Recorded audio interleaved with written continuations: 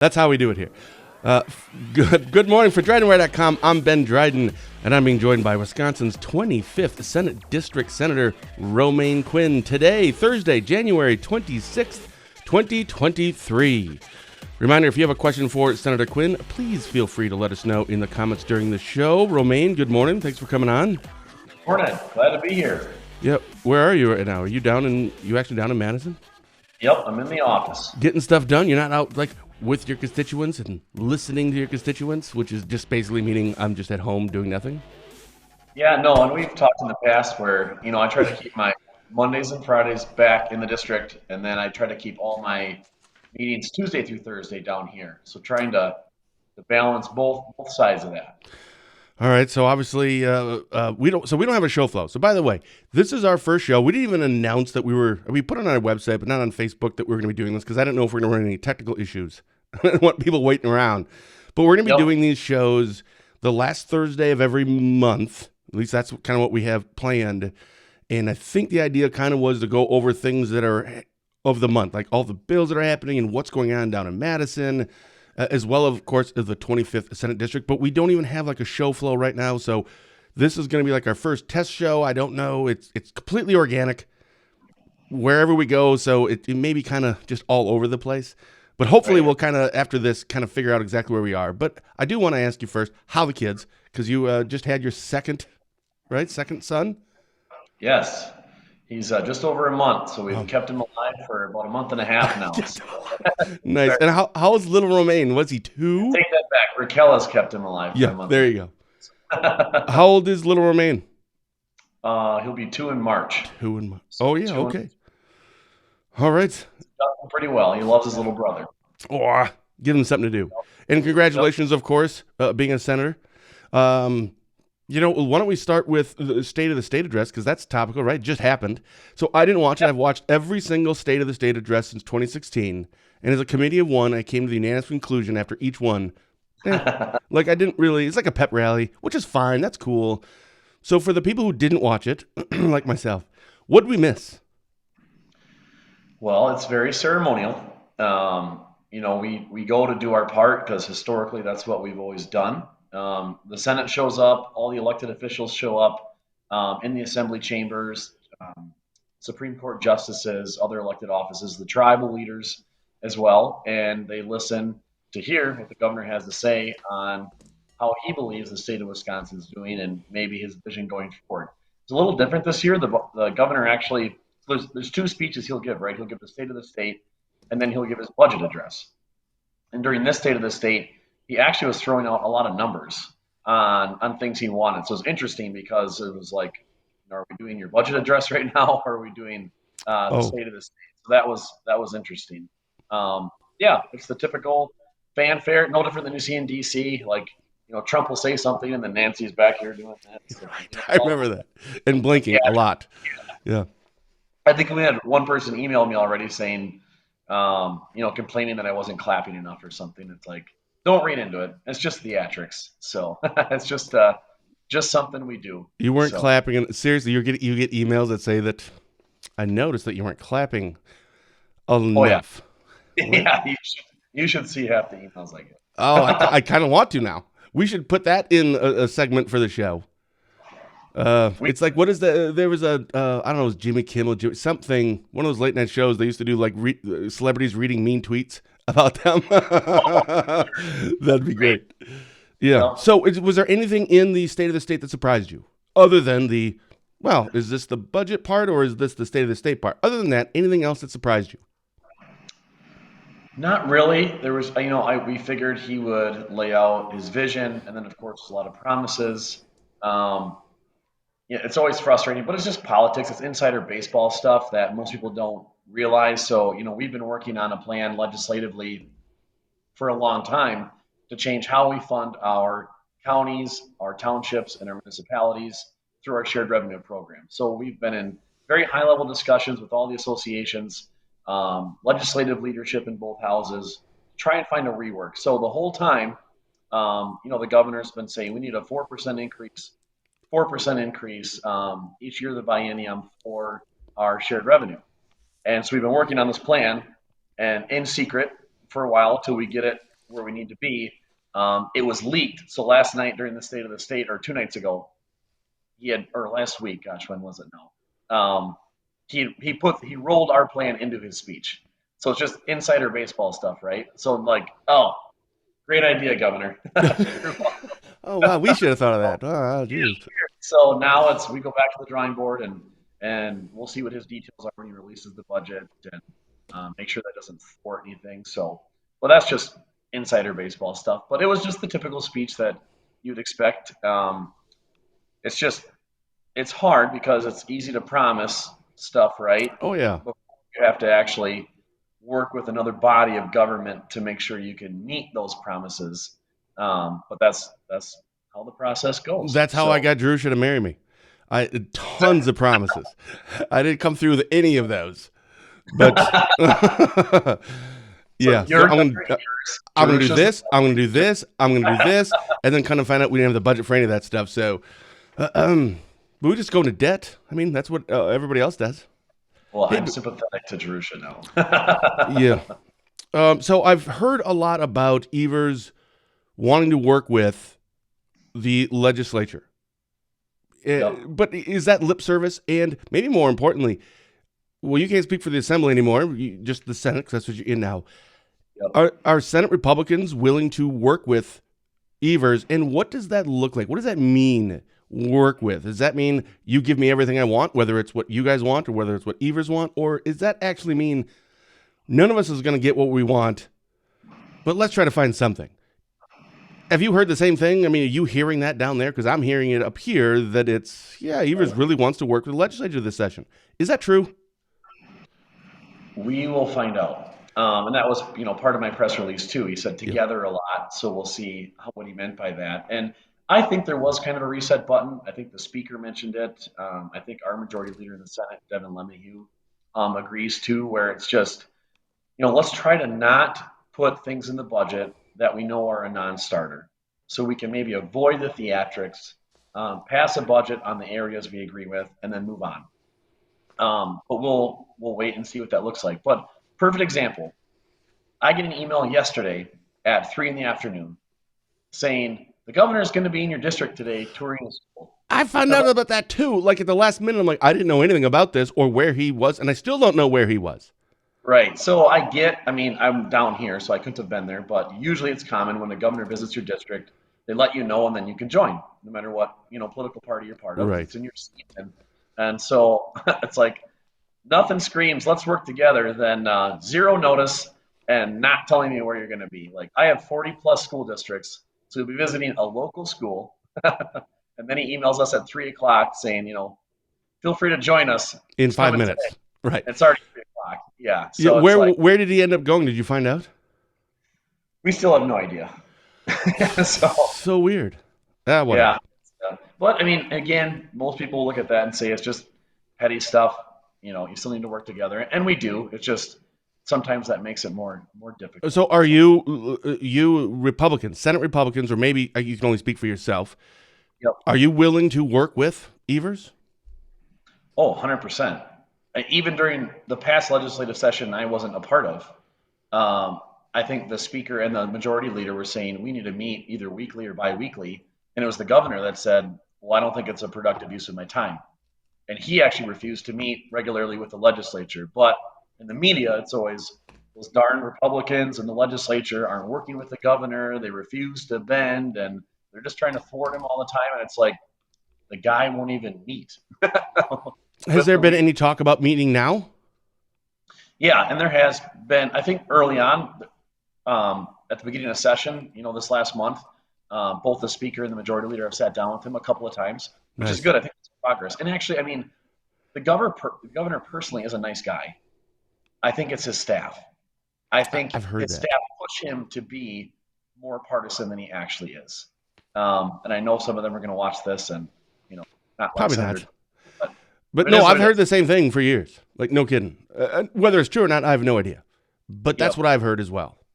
100%. I do think he's a very sincere person. I think he's a very nice person. I think his staff push him to be something he's not sometimes.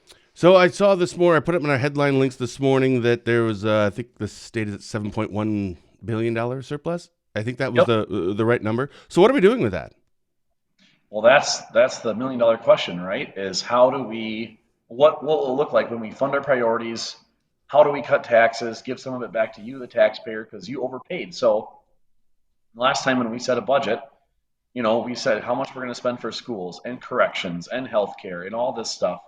And then we lock that in, agencies follow the budget, and all of a sudden, oops, we collected $7 billion more than we thought. So Whoops. it's your money, right? And we took more of it from you than we needed to actually fund the government. So maybe we should give it back to you because we didn't budget accordingly. We took too much from you. So, and that's the debate we're having is what would it look like?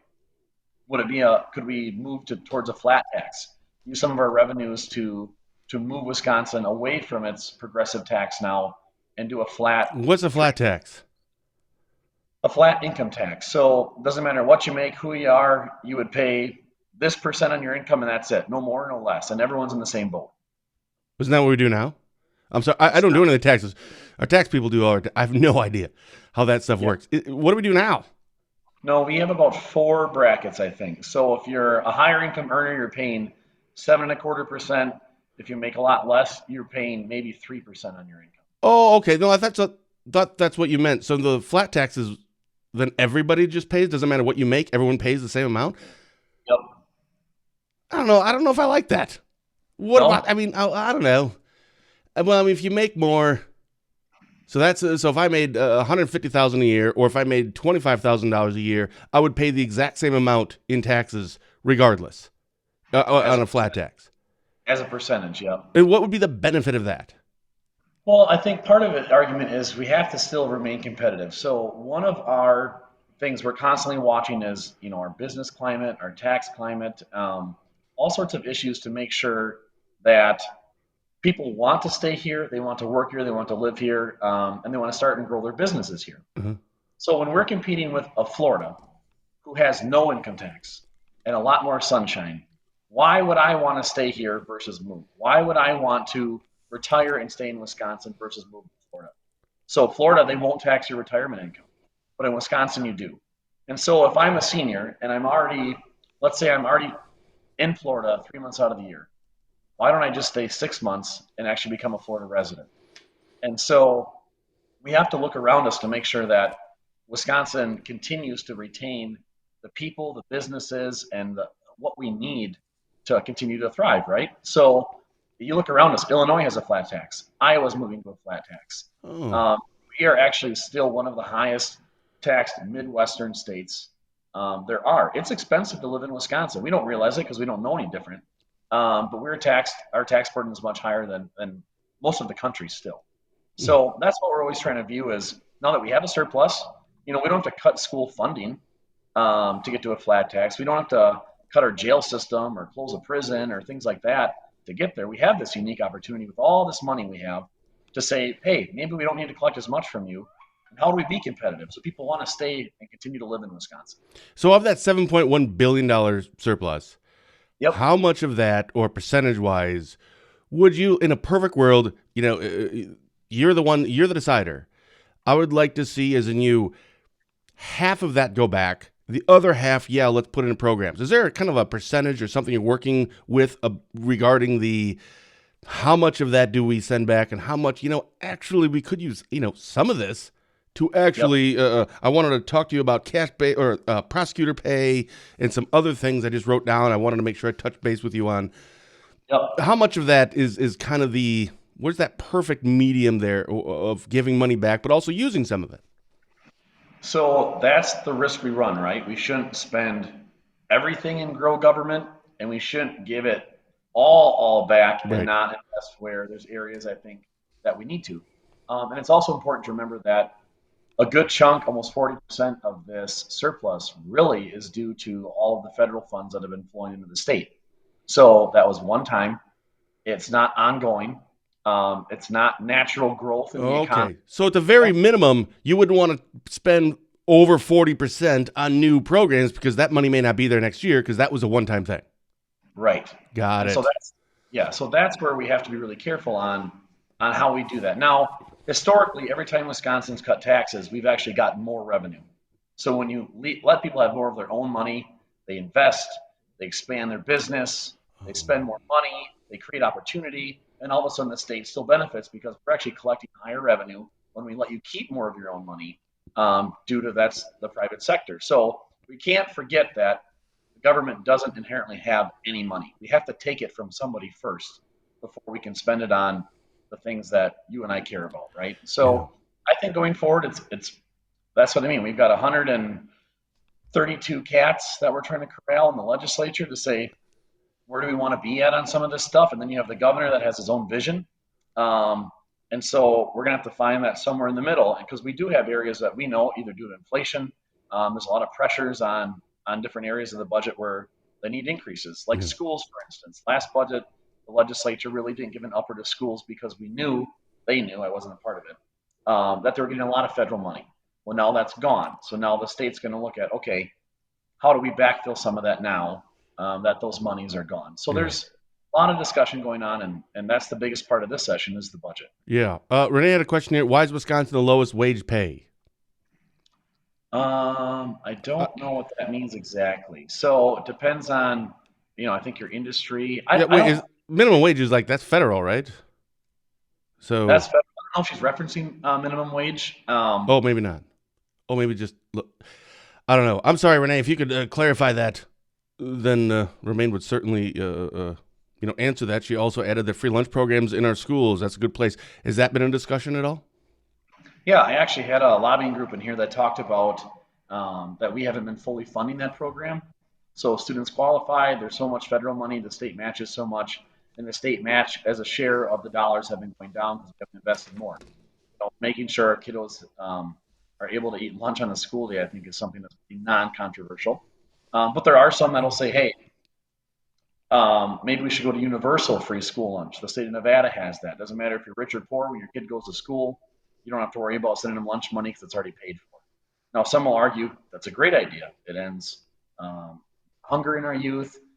It levels the playing field for families. And then others will say, well, where does it end, right? It's your job as a parent to feed your child. And so whether you send them a lunch or pay for their lunch at the school setting, whose job is that? So Yeah. those are kind of the little quirky discussions that we have, even on something that simple. But Renee's right. I think we're actually looking at a couple $1 million to invest to bring the state's share up of sharing those costs for reduced lunch kiddos. Cash bail. So we had Eric Fitzy and I, Barron County Sheriff Chris Fitzgerald, and I had Eric Toney on, who's a district Yeah, I attorney in didn't Fund. watch the whole thing, Yeah, I but saw it right at the beginning. Like Fitzy was so happy. He's like, I'm gonna say happy birthday to him right away. And then you put that in the comments, and he's like, no, that was gonna be my opening thing. But he was on. He's the president of actually before cash bail. Let's get prosecutor pay. He brought that up right away. He is the district attorney in Fond du Lac County. Obviously, he ran for attorney general, but that's not why he was on because he didn't win. But he's also the president of District Attorneys Association, and he went through a lot of numbers, a lot of information regarding prosecutors and their pay, and I believe it was like $27 an hour for like an average ADA or something, and so he went through a whole bunch of things. You must be aware of that discussion that's being had right now in terms of can that get budget in? What can you tell us about that? Is this going to happen, and if so, what are the initial talks looking like in terms of how can we help and how much can we afford? yeah, it hasn't been on my radar yet this cycle. When I left office, we actually increased pay for both our assistant district prosecutors and our public defenders because we know we have a problem retaining both. Yeah. And we can't expect these professionals with these professional degrees to continue to do a job out of the goodness of their heart when they have loans and families to raise, right? And when I can go off and do something else. So we're to a point where we are almost on the verge, I would argue, of a constitutional issue because you have a constitutional right to defense in a court setting.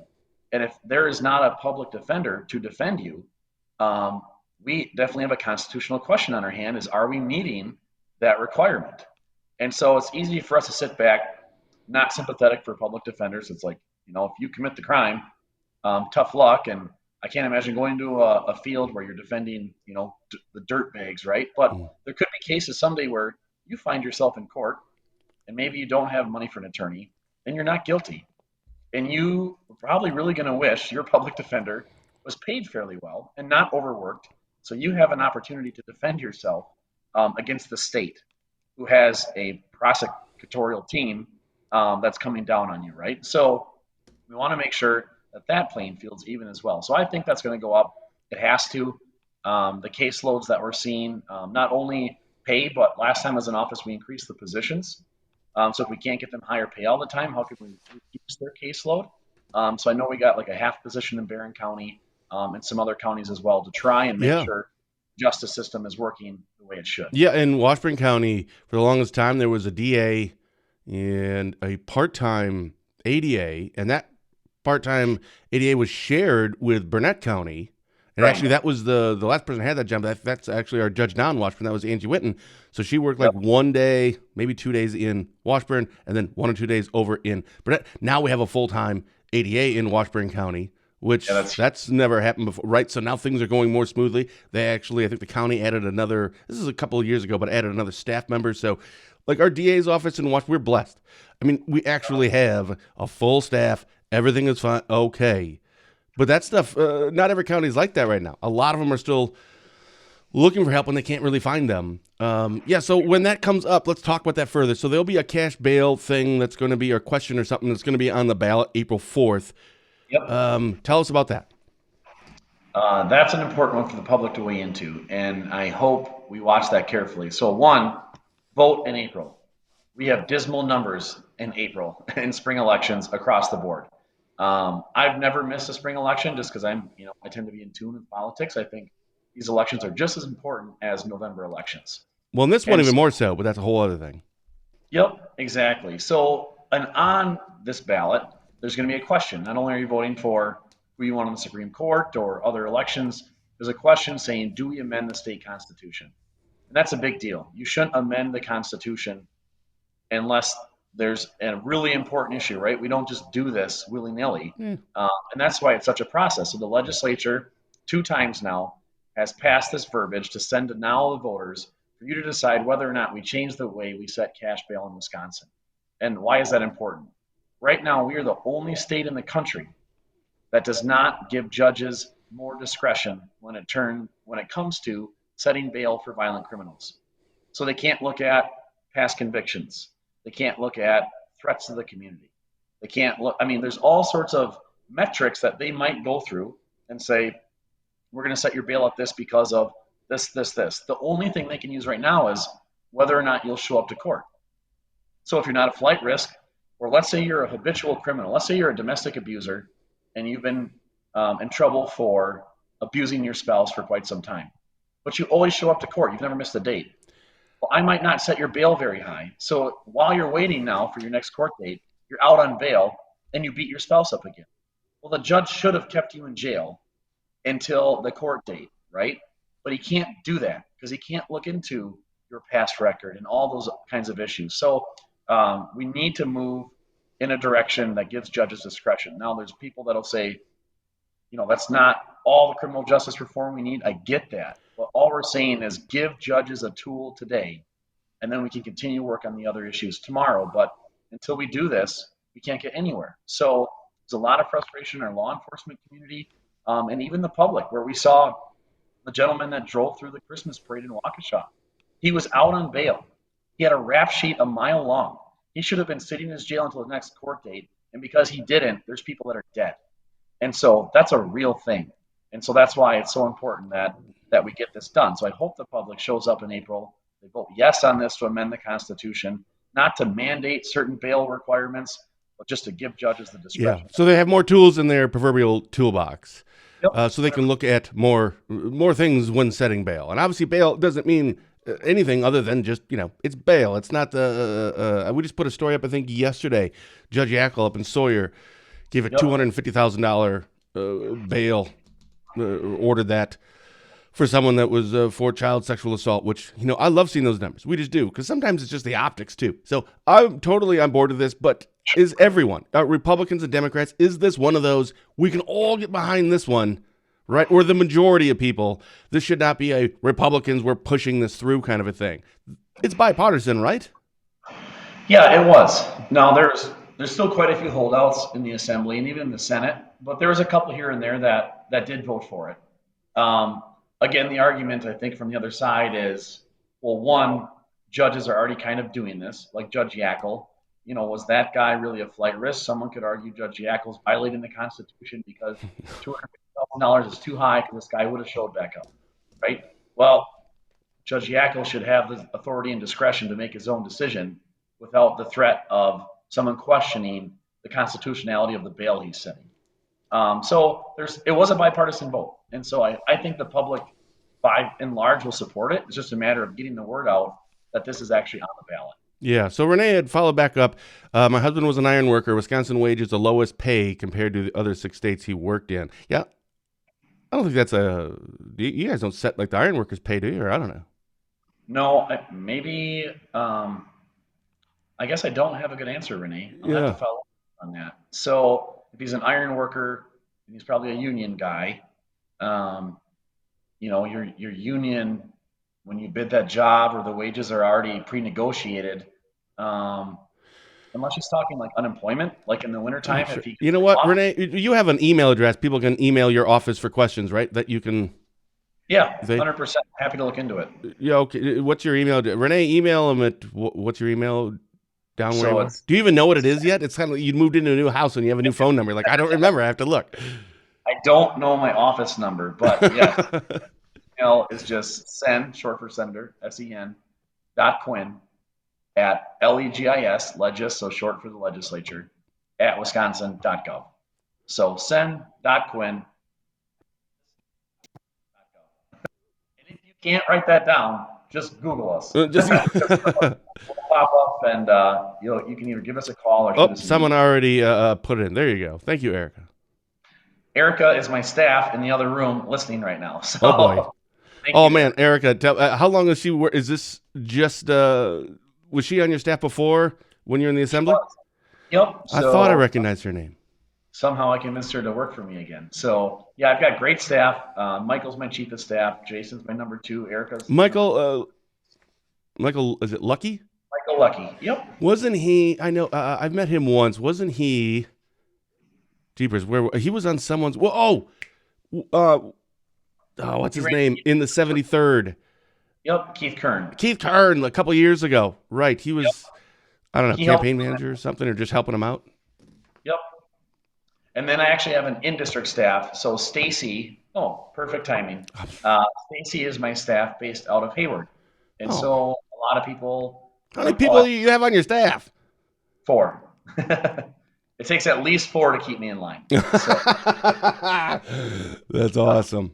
No, I've got great staff. They're very competent. And so, good staff makes you successful. So, 100%. District is lucky to have them. So obviously there was last year the talk for a long time regarding abortion, Roe, Wade, federal or the Supreme Court with their decision, etc. And now that basically means it defaulted back to states, and ours in Wisconsin was something that's from 1848, 1849, something like that. So where are we on that? Not in terms of is it going to happen or is it not? Are we doing anything? Is there something? Is there discussions? Is there going to be a bill coming up? How does this work? Or is it, nope, it is what it is? So there's a lot going on that. Here, what did Terry have to say?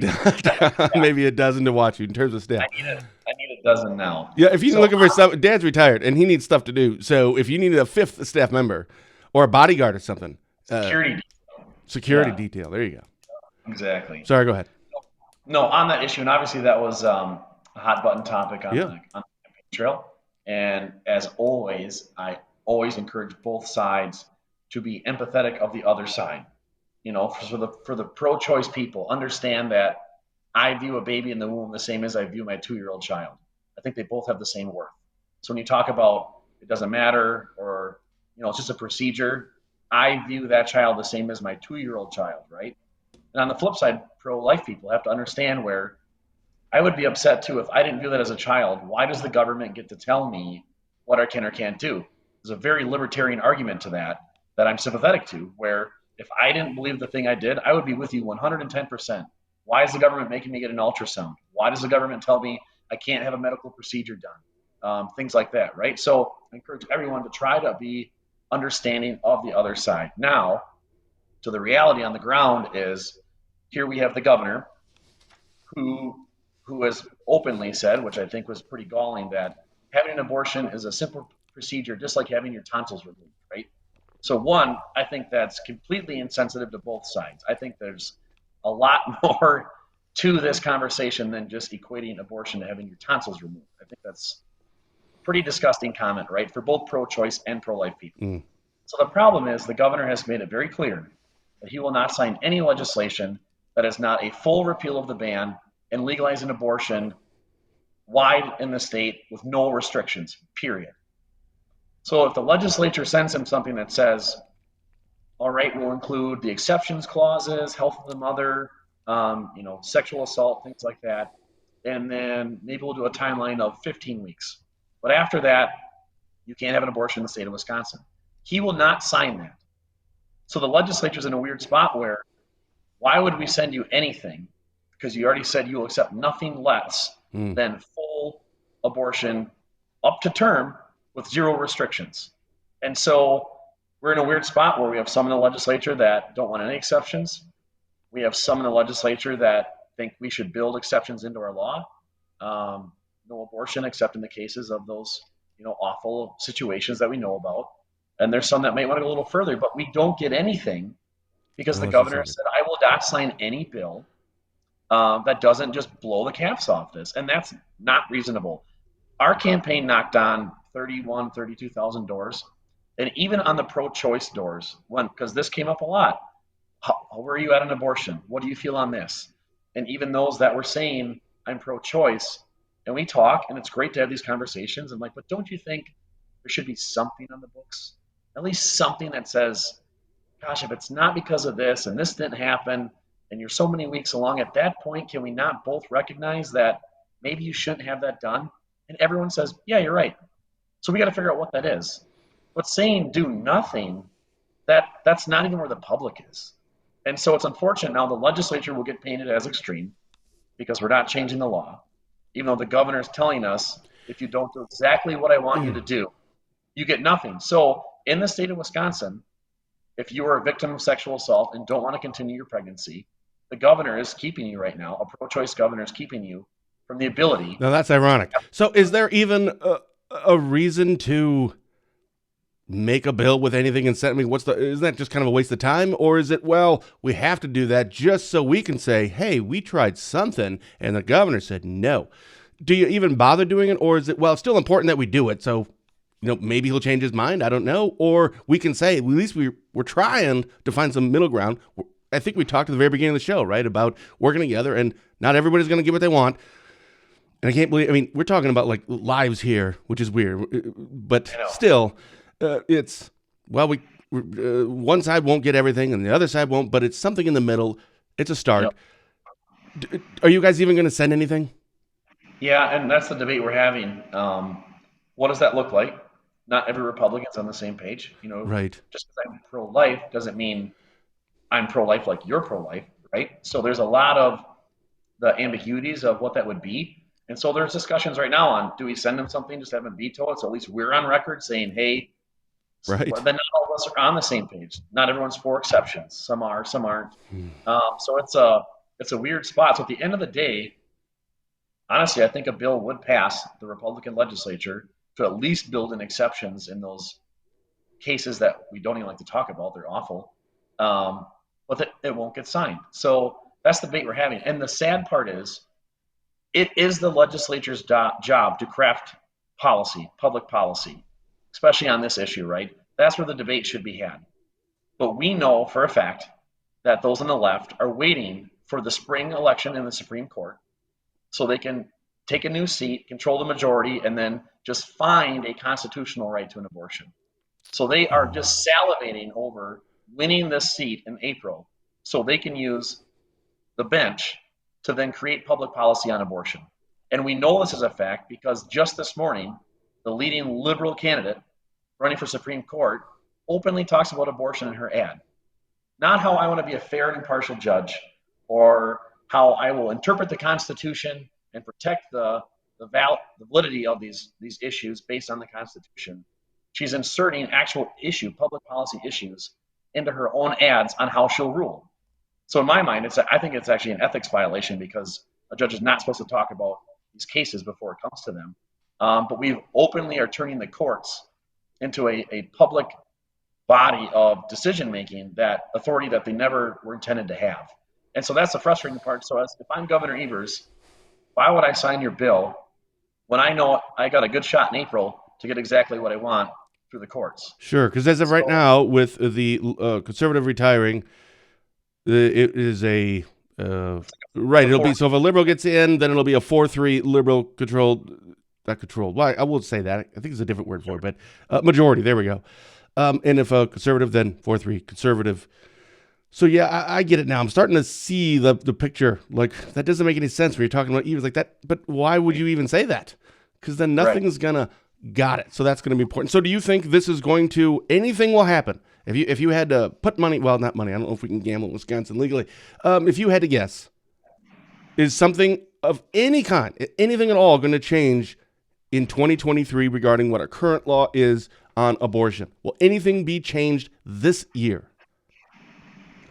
I would guess yes. Okay. Because I think the pro-life community is going to lose everything after April, or they save the seat, and then the governor is going to feel pressure to have to sign something. Because at that point, if the governor sees no opportunity to circumvent the legislature and get what he wants, he'll have to actually work with the legislature. And so he'll have to sign something that we send him, I think. Because it's that whole question of, would you rather get nothing than something? Yeah. And that's a decision he'll have to make. So it really hinges on the April election. So, and the thing is, courts shouldn't be liberal conservative, right? And not in the sense of I'm a Democrat or Republican. Everyone's judicial philosophy should be judges should just have to interpret the law. Yeah, one job. Just do that job. Right. I don't understand that. And that's not from a conservative or Republican or like everyone. I think we can all get behind that. Just, it'll come to you. Was this constitutional? Yes or no? No. Here's why. Next. Just got one job, man. If you want to be a legislator, be a legislator. But if you want to, that's a whole other thing. It drives me crazy. The hard part. If you don't get the way you want in this realm, you just circumvent the process. And so even for the pro-choice community, like, don't celebrate judges trying to find a right that doesn't exist, because you're thwarting the process that our founders gave us. And I get it gets you the outcome you want, but step back and think, like, that's not how it's supposed to work. And so it'll be interesting to see what happens in April. Marijuana going to get legalized this year? No, I don't think so. No. Medicinal marijuana, yes, I think we could get there. I heard our majority leader in the Senate said there's room for that, I think. So I don't know if they've been whipping votes to see who's there. I'm a yes on that. And so I think with my yes, that might have tilted the balance in our caucus. You're the new guy. Well, no, it's not about me. It's just a matter of votes. Right? Okay, so, all right. I thought you were like, if Romaine said yes, then I guess we all should. That's not how I meant it. That's how it should be. That's exactly how it should be. Is there any perks, senator perks? There's a difference, obviously, between assembly and being in the Senate. Now you're in the Senate. You're in the assembly for what, 8 years in the assembly? I was in for 6. 6 years. Now you're in the Senate. Are there, I don't know, senator perks like you didn't get when you're in the assembly, like a bigger office? Well, clearly more staff. More staff, but I also have 3 times as many constituents. So I get twice the staff, but 3 times the population. No, it's the same. All right. And now looking at next year. So again, we'll be doing these shows at the end of every month. Again, we didn't even promote this at all because we didn't know if it was actually going to work with you being down where you are. So when you come back on in the last Thursday of next month, what do you think we're going to be talking about?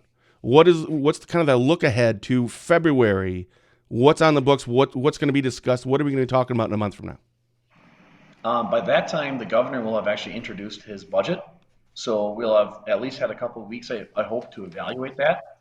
And then the legislature will start their process of what do we like, what do we don't like, where can we negotiate and find something, some commonalities there. So we'll actually have a lot to go through next time because we'll introduce those topics. So I appreciate the opportunity of the show. It's so important to try to bring what's going on in the building to the public. Obviously the public picked me to do their bidding, but it's nice to know that what's going on. And so being able to get this information out there is super important. Yeah, and I appreciate you agreeing to come on for a monthly show. I mean, it's granted it's about 30 to 45-minute long show. It's only once a month, but still, thank you for doing that. Joanne, okay, I'm 100% on board with Joanne. Why the Republicans supported now? Obviously, this is a federal thing, not a state thing, but good Lord, George Santa. Yeah, the guy's a What a train wreck. I mean, there's a difference between embellishing what you did and flat out lying. The guy's been caught flat-handed lying over and over. So that'll be up to his constituents to recall him, unelect him. We'll ask Tom Tiffany when he's on in a couple of weeks. I'll ask him. Yeah, I know they said if he's actually found violating, campaign finance, then they'll maybe censure him or something. But I don't think every Republican is supporting him. I don't think so either. All right. Is there anything that we didn't talk about that you wanted to make sure that we talked about before we wrap it up? No, that's the big thing is, the April election, pay attention. And actually for the Supreme Court race, there is a February runoff. And so there's 4 candidates running to fill 1 seat. So there will be an election in February to whittle it down to 2. And then those 2 will be on the April ballot. So we're going to have a February election and an April election. So please pay attention. Make your clerks work. Get in there and burn some ballots. Yeah, I'm just looking at the calendar here. So it's February 21st is the primary.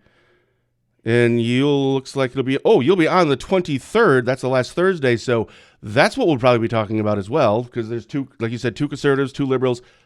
99.9% chance it'll be 1 conservative and 1 liberal who will make it, through there. It's pretty unlikely that 2 conservatives or 2 liberals will. So that'll be interesting. Actually, I'll have Judge Doro on. She's one of the conservatives on a couple of weeks on a Wednesday. I've never talked to her before. And Dan Kelly, the former justice, the other conservative, wanted to come back on. And if anybody's wondering why we didn't have the other ones on, it's not because they're liberals. It's they didn't ask. That's always been our policy. If you ask to come on the show, we always say yes. They just didn't ask. So, I'll be looking forward to seeing them. Thanks, Romaine. When are you going to be back up in the 25th? Are you coming back up to this week, or are you staying down there? Yep. No, I try to keep my weeks to Tuesday and Thursday down here, back in the district Monday and Fridays for meetings and whatnot. Oh, right. So I'll be heading home today. Awesome. Thanks so much, man. We'll see you next month, huh? Yeah, thanks for having me on. You bet. Special thank you to Wisconsin's 25th Senate District Senator Romaine Quinn for joining us for a chat today. Senator Quinn and I will see you back here next month, as we'll be chatting on the last Thursday of each month going forward. So until then, for DrydenWire.com, I'm Ben Dryden saying thank you for watching, and as always, have a blessed day.